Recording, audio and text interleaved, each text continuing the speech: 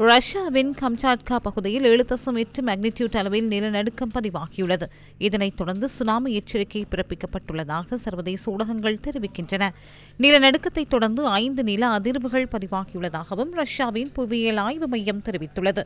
நிலநடுக்கத்தினால் ஏற்பட்ட பாதிப்புகள் குறித்து இதுவரை உடனடி தகவல்கள் எதுவும் பதிவாகவில்லை என மாநில ஆளுநர் தெரிவித்துள்ளார். எவ்வாறாயினும் நிலநடுக்கத்தைத் தொடர்ந்து பெனின்சுலாவின் கிழக்கு கரையோர பகுதிகளுக்கு சுனாமி எச்சரிக்கை விடுக்கப்பட்டுள்ளதாகவும் அவர் கூறியுள்ளார். கடந்த ஜூலை மாதத்திலும் கம்சாட்கா பகுதியில் 8.8 மேக்னிடியூட் அளவில் நிலநடுக்கம் பதிவாகியிருந்தது.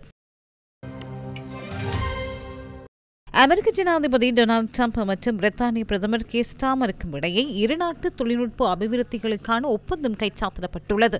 இந்த ஒப்பந்தத்தின் மூலம் மைக்ரோசாப்ட் மற்றும் என்விடியா உள்ளிட்ட பல முக்கிய அமெரிக்க தொழில்நுட்ப நிறுவனங்கள் பிரித்தானியாவில் பில்லியன் கணக்கில் முதலீடு செய்யக்கூடும் என சர்வதேச ஊடகங்கள் செய்தி வெளியிட்டுள்ளன. அமெரிக்க ஜனாதிபதி டொனால்டு டிரம்ப் மற்றும் முதல் பெண்மணியான மெலனியா டிரம்ப் பிரித்தானியாவுக்கு விஜயம் செய்த போதே இந்த ஒப்பந்தம் கைச்சாத்திடப்பட்டுள்ளது. இதனிடையே அமெரிக்க ஜனாதிபதி டொனால்டு டிரம்ப் முதலாம் சார்ல்ஸ் மன்னருடன் அரசு விருந்திலும் கலந்து கொண்டார். இதன்போது உலக அமைதியை அடைவதில் அமெரிக்க ஜனாதிபதி டிரம்ப் மேற்கொள்ளும் முயற்சிகள் தொடர்பில் 3ஆம் சார்ல்ஸ் மன்னர் பாராட்டியதாகவும் சர்வதேச செய்திகள் தெரிவிக்கின்றன.